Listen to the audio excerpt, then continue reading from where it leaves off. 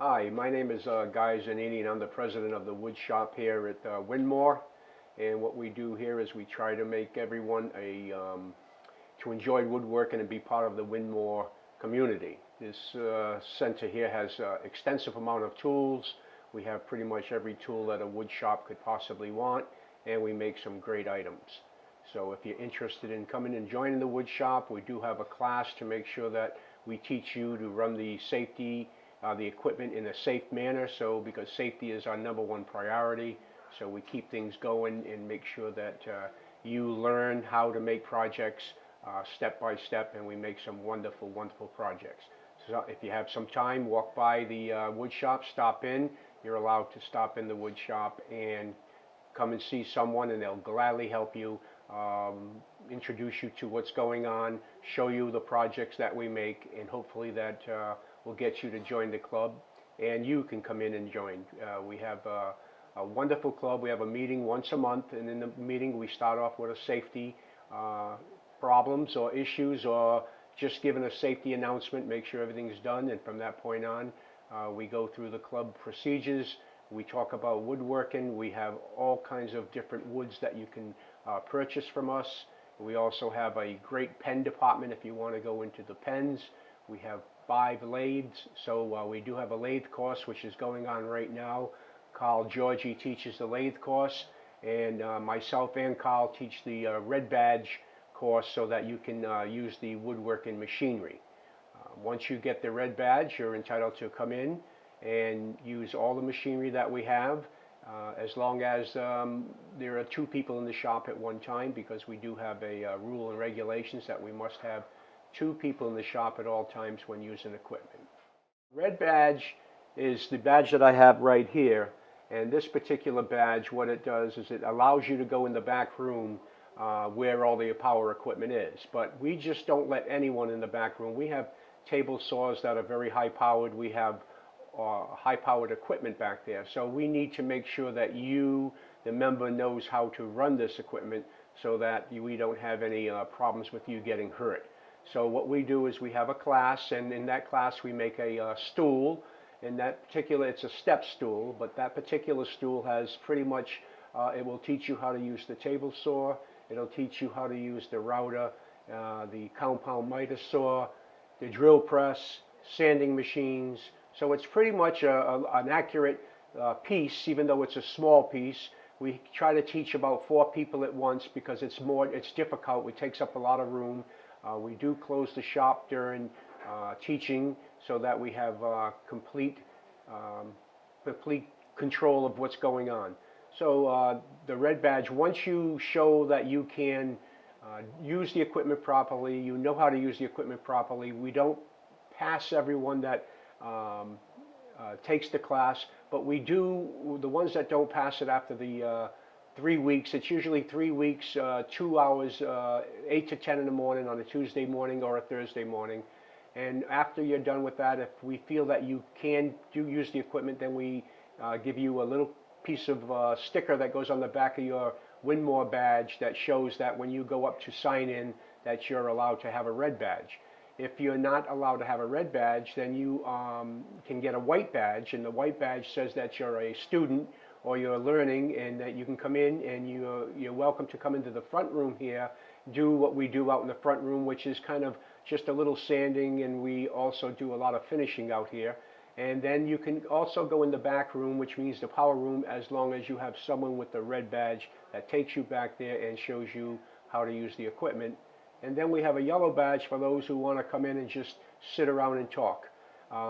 We only allow 20 people in the power room because of crowd. We don't want it to be too crowded, so we have 20 red badges.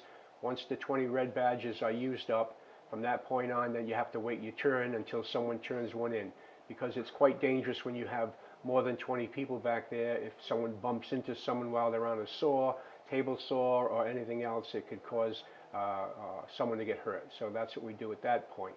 But once you get the red badge, you're pretty much into the club, and you can really pretty much do anything that you want to do. When it's winter time, when we have a lot of the people that come down for 5, 6 months, We ask you to build your project, not to build something too big because there's not a whole lot of room for us. So what we do at that point is if we can tell you to make, we have a lot of cutting boards. We have a lot of different things, and it's really neat to get people done. And I've been watching people come in, and we've been teaching people, meaning members, how to work properly, how to set up their tools properly, and we're getting some fine equipment, some fine finishing product from people who really 2-3 years ago really had some struggles to get that particular quality of work. So we're enjoying it, and it's a lot of fun. We have a vice president who really puts in a lot of time. That's Ernie. Ernie puts in tons of time. Ernie's the wood man. He shows everybody all the wood. We do have maybe 6 or 7 different kinds of woods that you can buy. And then we have Susan Burns and Barry Burns who take care of the store, which we call the store for the pens. We have all the pen equipment, anything that you need for the pens to make beautiful pens. But again, you have to take the class.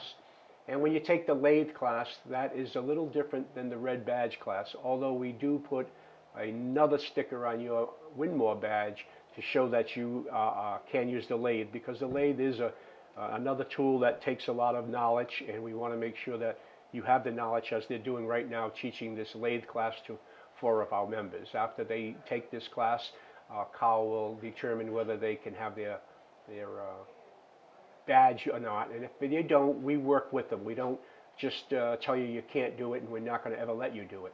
We just work more with the people who don't pass the classes at first, and we make sure that they get their badges, because we want all members to be equal and enjoy this club.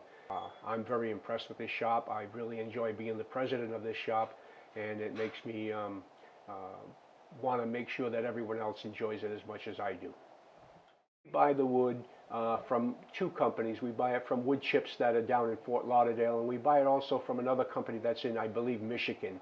And what we do is we try to buy woods of not really exotic, but like we would go with a tiger maple or the curly maple, and then we would go with lace wood, different woods that we think that the members would like.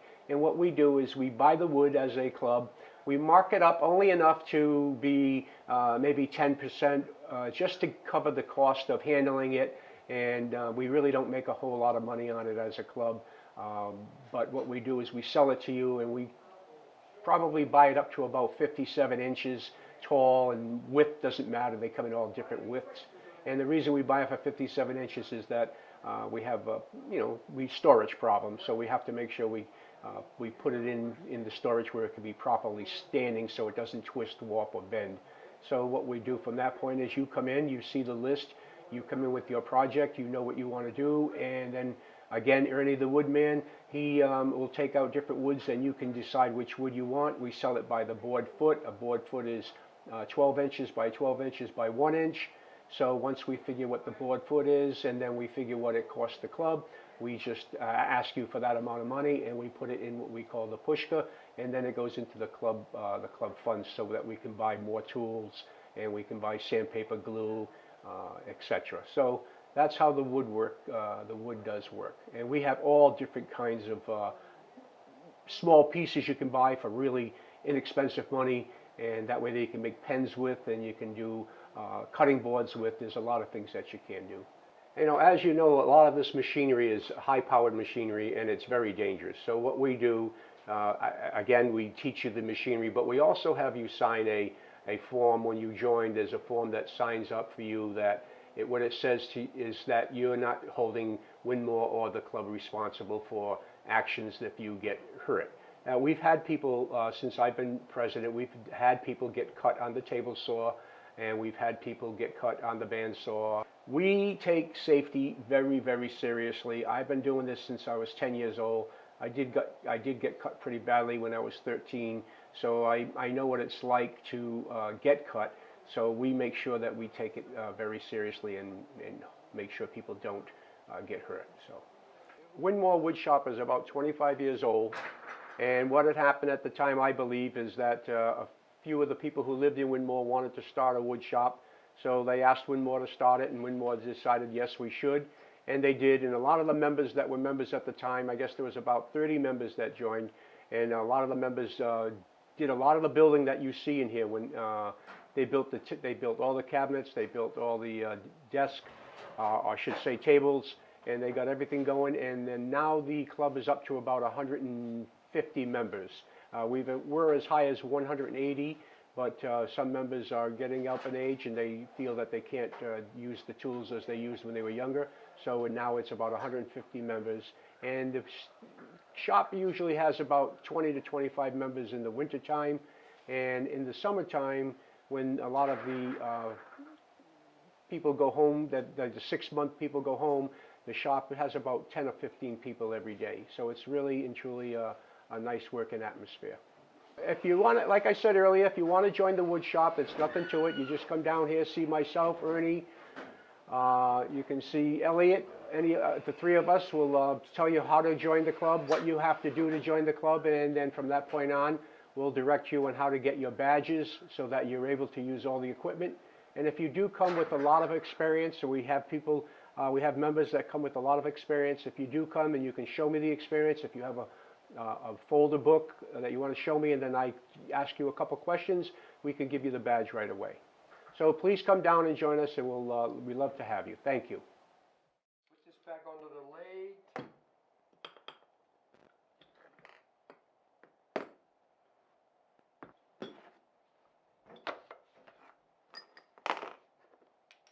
Your maximum diameter is about 15 inches, and your smallest diameter, well, maybe 5-6 inches. You see, there's lots of play. Okay, that doesn't mean anything. Once it tightens down and your piece fits, all sides hold equally. And you're going to have pressure up against it, so it's not going to fly out. This is for finishing work. You can make a finish with this that you don't even have to sand. Okay? And that's all because of the bevel. Okay? There's a technique, it's called rubbing the bevel. You do that with every one of these tools, and you see they all have different bevels on them. And then you have these two tools. These are the newest generation wood turning tools. Alright? They are carbide tipped. Okay? My name is Elliot Rappaport. I'm the treasurer of the wood shop, and this is an item that I made on the scroll saw. It's a basket that's made from one piece of wood, and then you just raise it, becomes a basket that you can fold and store at your will. My neighbor had a tree that was coming down, and this burl was sticking out, and I asked him if I could have it, and I didn't know what would come of it, but the grain came out beautiful. So this is a piece of red cedar, one piece, carving of a sailor. It gives me something to do. The camaraderie is outstanding. Everybody gets along well, and you can always sit and chat with somebody. It's a place to learn, and it's a place to teach. And it's just very fulfilling. This is a piece of mahogany that was knocked down by the last hurricane we had. You can actually see the nice hardwood and the sapwood, and it's a beautiful vase, and it took several weeks to do this. Now this one is done from a piece of Norfolk Island pine. It's a coniferous tree, and if you look at the inside, you can see all the branches go into the pith. Now the different colors are natural colors. Okay, so this was a fairly easy piece to do. It's easy to work. It's not a very hard wood. Next, we have a segmented bowl. This is about the maximum size bowl we can make. 19 inches in diameter. It consists of yellow heart, maple, oak, cherry, and walnut, and some teak. Now you can see these are solid pieces of wood, and it's pretty hard to do. You have to cut every segment, and they have to be glued together. and then you'll have to turn them on the lathe. And it takes about 10 coats of polyurethane to finish these. To me, it's a lot of fun. I love to do it. I teach it, and it keeps me out of my wife's hair and keeps me out of trouble. My name is Sharon Schultz. I've lived at Wynmoor for almost 3 years, and I took the woodworking course about 3 or 4 weeks ago, and you have to take that course in order to get your power badge so you can use the equipment. And everybody in the class makes a footstool. And the reason we do that is there's so many different kinds of cuts and tools that you would use to make the angles and the holes and put it all together. And so we all made one of these, and I'm taking it home today. So we're finished with this, and I'm just going to, when we were making these, we were cutting angles, and we had these triangles here, and we were throwing them away. So I like to work with scrap things, and I thought there must be something I can make with these. So I put them together, and these are scraps from also the class, and put it together on a piece of masonite, and the workers and the people in here, Ernie in particular and Carl, helped me. And so I'm going to finish this off with shallow bowl finish, and I'm going to take it home and use it. I wanted to learn how to make pens. So now I'm taking the lathe course, which you have to take. It's a separate course to work on the lathe and make pens. Here's a selection of pens that we made, and they're all for the scholarship for Coconut Creek High School. Every year we donate at least $1,500 to the scholarship fund. And these, the labor, the wood, the pen kits were donated by various people, by the wood shop, and individuals. So here we're talking about some high-end pens. This is a replica of the over-under pen. It's made from a shotgun shell and a 9mm bullet. I like this. This is one of my favorite pens.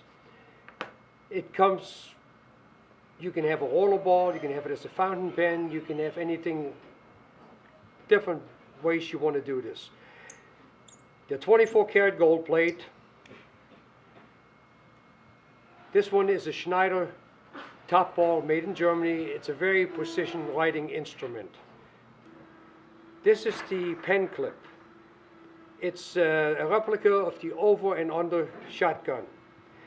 Part of it is a rifle, part of it is a shotgun. Therefore you have the shotgun shell, which is a 12 gauge, and you have the 9mm bullet. And this is the way you may want to write with it. If this is too long, you can always keep this aside. It's a very well balanced pen. The workmanship on it is very good, if I say so myself. The tools I use on here is a drill bit, a mandrel. I have a small roughing gouge I use, sandpaper, and the finish is actually a plastic finish. It's thin super glue. It has 10 coats of super glue on there that gets sanded every day, and then you get a new coat put on, and then it's polished with lacquer polish. Okay, so this shine and this finish will last practically forever. I enjoy working here. I have a lot of friends in here, and I used to do their breakfast cooking in here for 15 years. So I'm pretty well set with them. As far as the world is concerned, it's from Poland. I live in New York, served in the Army, served in the Korean War. I'm an executive chef, and my hobby is woodworking. Because I lived for many years in the woods, so I love wood during the war. Well, I'm a survivor, as they call it.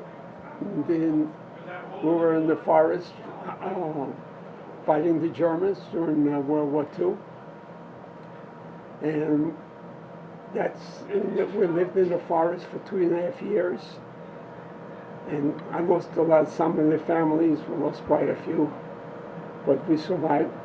And we came to America, and a year later I was drafted into the Army, and I served in the Korean War. And I had, my life is beautiful. I have no complaints.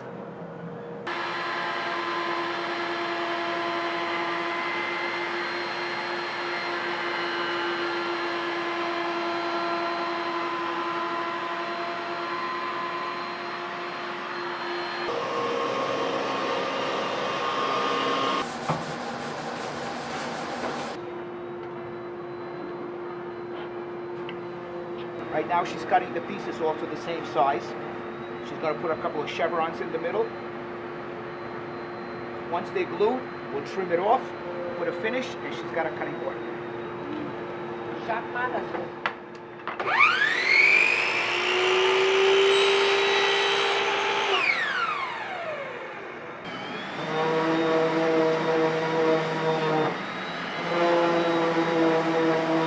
I'm working on a cutting board, and I'm sanding down the side pieces so that when I glue them, they'll be nice and smooth, and there won't be rough edges, and they don't tear. I love doing woodworking. I like to make things and different pieces of furniture. I love working with different kinds of wood, and my father and I worked and built things together, and he's a member of the club, and so am I.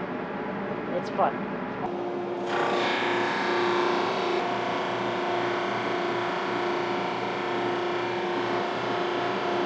Small frame, and then this is a big frame.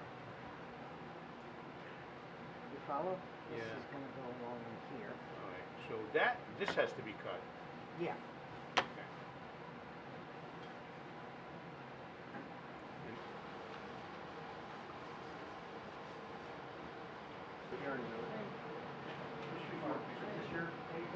No, it does. Probably be finished in a couple of days.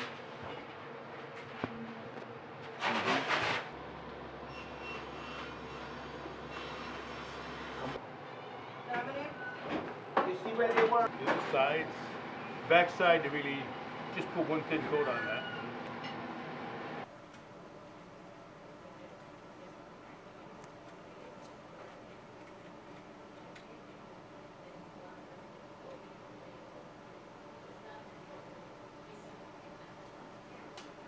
In here now in front of me, these are the ones that I just have recently brought in.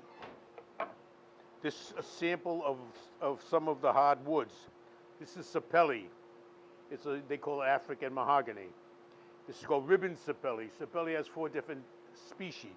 You have ribbon sapelli, you have tiger sapelli, depending on the color of the wood and also the feature. The feature is very important to men, or women, members I should say. This wood here is called lace, L-E-C-E. Very expensive, 32 bucks a foot, board foot. Board foot is 1 inch by 12 by 12. But I bought these as cutoffs. This piece is a cutoff. That's fine. We don't pay that much money for it. We give it at the price that we pay for it. And from this lace wood, you see the finished product right here. And in here we have cherry. And that's what this piece of wood is right here. But just the hardwood. The outside is called sapwood. I just took a piece from the middle. And if you look on the back side, you'll see it. So that's the combinations that we get. This is called Paduke. It never changes color. It'll be this way. Here's an example of another chessboard that we made. This is Paduke. It's a member of the rosewood family. This is Bobinga here. This is rosewood. This is rosewood. 2 different trees, same family. Don't know how they got together, but there it is. So this is a chessboard. That's a chessboard. This is for speculation. I leave it in the window, and we'll probably give this next year to the Relay for Life. But we have to finish it. This has no finish on it whatsoever. That's the beautiful part of hardwoods. You don't get that out of pine, spruce, and the softwoods, the conifers. Conifers are trees that have cones on them. Here's an example of some of the woods that we have in here. This is mahogany. This is white oak. And this piece right here is part of this one. I had a piece cut off that, and one of my members. This came from a class that I had on Tuesday night. We have a cutting board cheese board class on Tuesday evenings. I had 5 people in there, and this is one of the boards that they made in one night. But this piece was a cut off from there. So the price is right. So that's the way I look at it. Here's a beautiful piece of walnut. If you want to make a larger piece or a facade or a veneer, that's what you use. Put these two together, and the other side is exactly like that. In Montana, we have trees that they keep replanting over and over and over, and they plant them so many feet apart. They are very careful about how they grow, so they're almost all perfect. They're all the same, and that's what they do over with the plantation grown woods. But the wood I try to get the most is wild woods, native. I'm sorry, and these woods are heavier. You get a lot more feature. There's more density in them in this color. But these woods, if you took a piece of, let's say, mahogany plantation grown and a piece of mahogany native, there's about twice the weight to it. The mahogany from the native grown stuff is heavier, and it has more weight, and it's more attractive. You don't get features in it. Everything is consistent in the plantation. Over here you get shocks like that, which you don't see in plantation grown stuff. Here's a piece of plantation grown maple. See, this is plantation grown maple.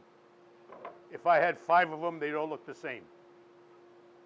Whereas if I had 5 pieces of wild native maple, it would not look the same. They'd all be the same size, the same thickness, all maple, all quarter sawn, but not the same. Thank you very much for coming in.